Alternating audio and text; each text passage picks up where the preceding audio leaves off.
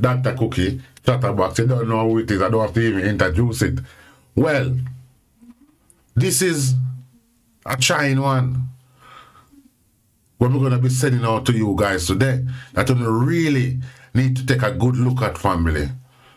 And for all our kids in school and all these things. You understand what I say? Them have gangs, they been gangs outside. Because remember, it's the younger ones them doing this thing now, you know. The 15, the 16-year-old going up, you know. They're the one that's carrying the guns. I know what I do madness. And then them bring it in at school. You understand what I say? I release them anger upon for we kids them.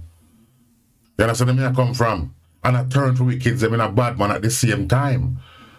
Well, listen to this, family. Let's have a go up on that one. The Jamaica Association of Principals of Secondary Schools says teachers and school administrators are being overwhelmed by an increase in violent incidents in schools. The Kingston Western Police arrested and charged 4 students last week. Which is right.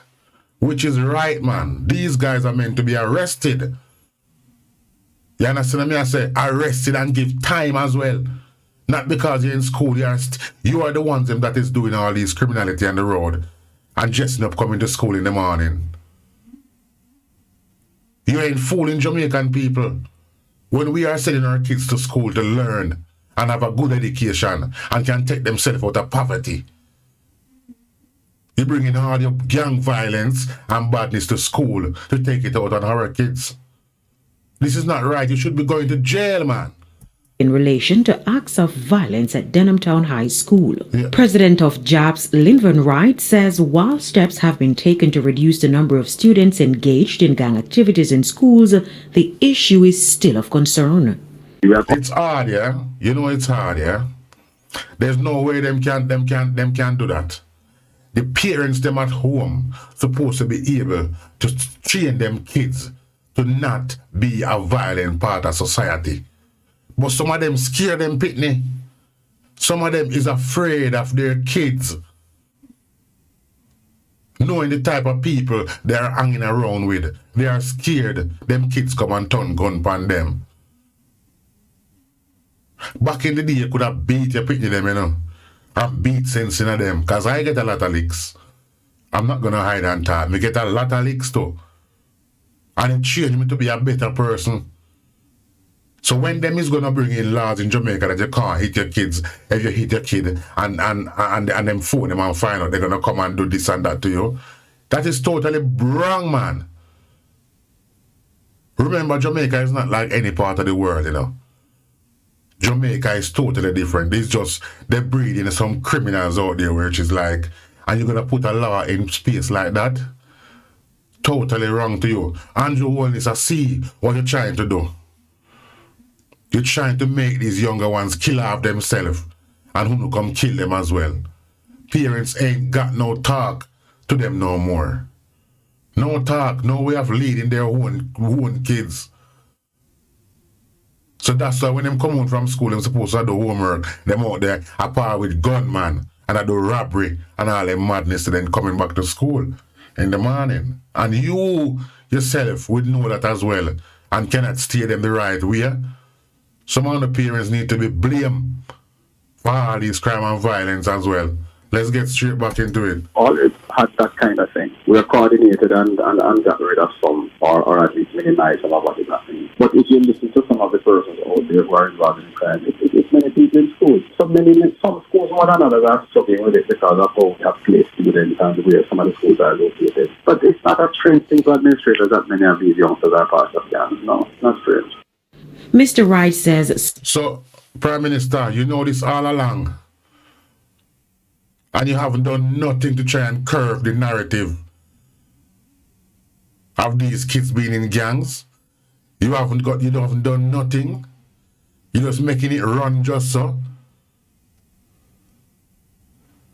As far as me concerned, once you're involved in gang activities, you should not be allowed around law-abiding citizens, kids. You should be allowed. You should not be allowed to be around these people. You're supposed to be in goddamn jail as well. Not care your age. Jail as well. And I hear you talking about all these deficits that you got put out to build up police headquarters and all these kind of things. But no, I don't hear you say nothing about the prison that you tell the Jamaican people that you're going to build to hold a much more criminal. You're talking about headquarters, this headquarters that. We need a massive prison because Jamaica has got a massive crime rate that's going on out there. You need place to hold these prisoners. That means when you slap them with that time, them know, say right now it's over. You understand what I'm saying? Family, I want you to let me know, you know, if I'm talking wrong, you know. If I'm being wrong, you should tell me straight. But me not feel some wrong for saying all these things. Listen. Schools have been implementing measures to deal with students involved in violence. Right, wait. Let's hear. For some persons, it's getting into social workers that are available. It's getting psychologists where we can get them because those are in short supply and psychiatrists. It is some of them it's suspension, some of them it's getting the police involved. Others it's having sessions with them to engage them about these. The guidance departments are involved. Them boy are not listening, man. Them boy are not care what you say. You cut through 1 year and come through the nada. You have to talk about social work. What social work are going to do?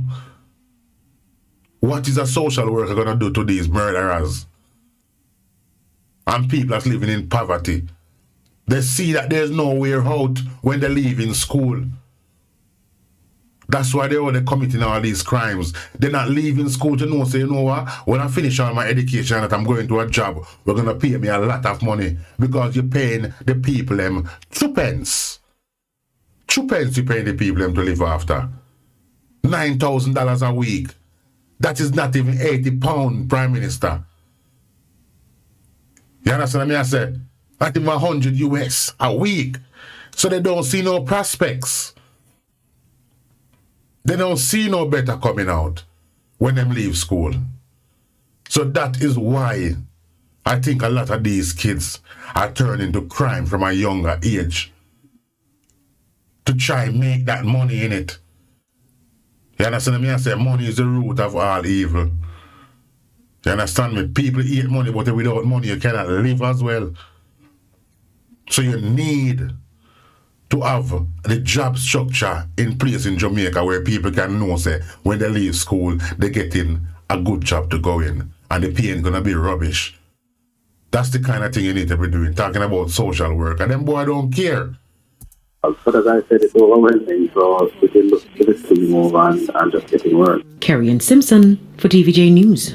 The St. Anne police are frantically trying to find new ways to root out criminal elements from volatile communities in the parish. While a state of public emergency has been declared for the entire parish, the police believe sports can go a far way in bringing warring factions. Am I the only one? Am I the only one looking at this rubbish what I'm talking about? Am I the only one seeing that they're chatting rubbish about sports? What kind of man? Look how long sports has been in Jamaica. Look how long sports has been in Jamaica. And you're going to be telling me now you're going to be making programs to get the kids them together. Kill them or kill them each other. You understand what I say? I hear the man talking about COVID, that's the thing that make this thing worse. People don't see their friends for how long. What kind of thing that? Sports has got nothing to do with it. Is that the only good thing that someone can do to their life when they leave school in Jamaica? Being a runner like Usain Bolt? Powell them? Yeah? That's the kind of thing you want to put the kids them brain towards.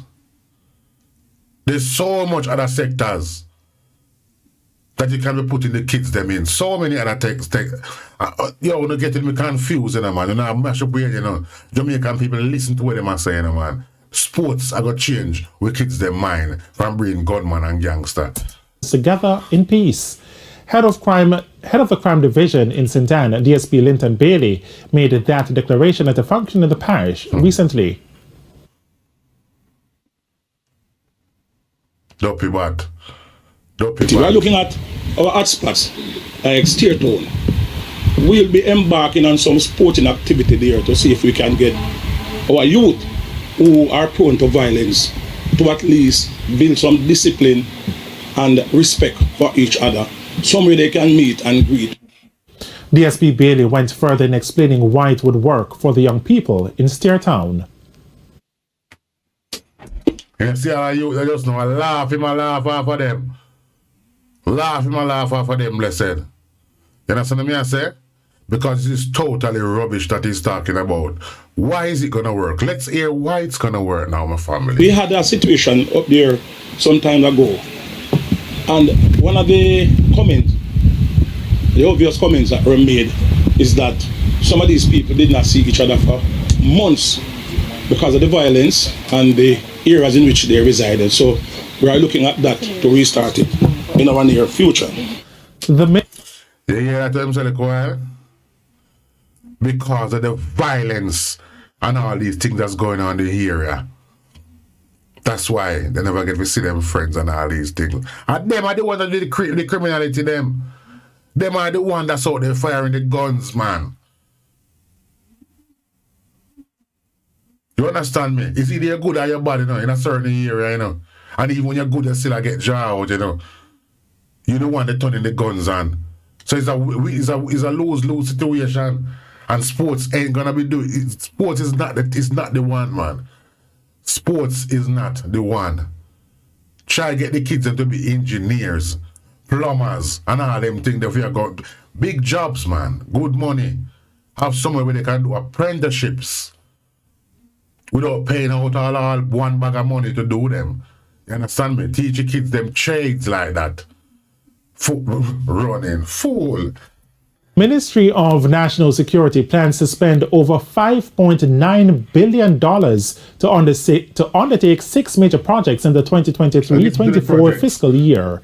Among them is the construction of 2 police divisional headquarters in St. Catherine and Westmoreland. Andrea Chisholm reports. $465 million has been budgeted to start building a new police divisional headquarters in Westmoreland. Right. The aim is to complete 20% of the facility in the fiscal year. Similarly, $315 million has been set aside to start building a police divisional headquarters for St. Catherine North. 5% of that facility is set for completion in the financial year. $770 million has been allocated to continue the security strengthening project, which includes the purchasing of a database and installing the case management and station records management system. The aim of the project is to help increase the conviction rate for murders. There were 166 reported murders since the start of the year, up to February 20, a roughly 22% reduction. In the meantime, $323 million will go towards building a forensic pathology autopsy suite, and over $3.1 billion to buy ships and improve coastal surveillance. Cybersecurity initiatives will also be strengthened with a $900 million allocation. The Jamaica Constabulary Force will continue to buy software and hardware while training staff to carry out required duties. The Jamaica Eye project is critical to that program. So, you hear the budgeting, my families. Do you hear what they're budgeting for? You see how much monies they're spending out there. How much millions and millions of dollars. Prime Minister, where the prison there? Where the prison there? Where the prison? Where you tell we say you're going to build up monster prison? I didn't hear nothing in the budgeting for that at all. And that's what you need. Because in Jamaica you have 11, 12 man in a one cell. 11, 12 man overcrowded, one cell. Man asleep on floor, man asleep on this, man asleep on that. Where is the prison? You need a prison because you have this high. The crime rate in Jamaica is so high. You need somewhere to put all these criminals that you're bringing in. That's why you end up have to be giving people bail. Because of overcrowding and all these kind of stuff. And let them back out there and the Jamaican people them to kill them off and rob them. You need to think about that. Telling us all these promises and not doing nothing about it. Family, Dr. Cookie, Real Chatterbox, you don't know a thing said. We there same way, you know. I want you like and comment, you know, man. like, share, and comment. Let we talk about this one. You understand me? And the mental facilities that them have out there for having sick people who got mental challenges. It's like an army camp. Watch this. Andrea Chisholm, Watch TVJ this. News. And it's time for a break here on the Midday News, but please stay with us. More stories We're going to show when you we what's return. going on. All right. Welcome back to the Midday News. Local Government Minister Desmond McKenzie is lamenting the increase in mental health cases at infirmaries. He's promising swift action to address the issue. Over 1,000 Jamaicans are currently living in the 16 What is this? What is this? What is this? What is this? What is this? What is this they have our Jamaican people and put in? Mental keys. You're supposed to have your own room. Everybody, all these beds are supposed to be in a separate room, family. You understand what I say? People to have them little privacy and all them things. They have people like them in some concentration camp. This is a concentration camp I'm looking at. All these prison bed. Them have in there put on where people be sleeping on. It make them even more madder. Let's keep going. infirmaries across the island. But some of these persons have mental health issues. Local Government Minister Desmond McKenzie says the situation is worsening. He says employees of infirmaries are not trained to treat mental health cases. I remember going, and I'm going to say which one, going to an infirmary, and I saw where they have to lock away at least 3 or 4 of the residents in an area by themselves because of the mental health challenge that they pose. And this administration is cognizant of that because the Prime Minister have been speaking about the mental health challenge of the country. Mr. McKenzie says the COVID-19 pandemic made the situation worse. Because of what? Because of COVID? The facilities that you have these people housing in is absolutely diabolical. Diabolical situation them they have the people them living in. Every one of these people coming in supposed to have a room with a toilet and them facilities inside of there. Not lie down in a one place. Everybody, some of them mad. That we say just now, you know. There's some of them is mental. And some not mental. But you have everybody chuck up in a one big long shed with beds lying off the whole place. This is not a army camp, you know. This is people we're talking about. This is people we're dealing with, not animals. Are you going to be saying because of COVID, that's why everything can... No. Don't stupid way, man. Of COVID, we put in restrictions. Some of the restrictions that we put in was to stop visits from taking place. We stop accepting new residents. We stop allowing the residents to go out on field trips. But he says the restrictions had some benefit because only 15 people in the infirmaries across the country died. Mr. McKenzie says the government is exploring the possibility of employing a psychiatric nurse aide in the system to deal with these cases. You need to be training. People need to be getting good training. Spend the money to put the people on good training to be able to look after these mental people. And stop having all of them chuck up in one place like that. Look at the big space of land you have there. You're supposed to have 4 or 5 floors. You understand? Rooms. You understand what I say? Look at these cheap buildings that they're putting up there. And buying some cheap beds for the people them sleep and like them their hospital the rest of them life. This is not right. This is a concentration camp we have here. You're supposed to be looking after people mental. Making sure they come out all right.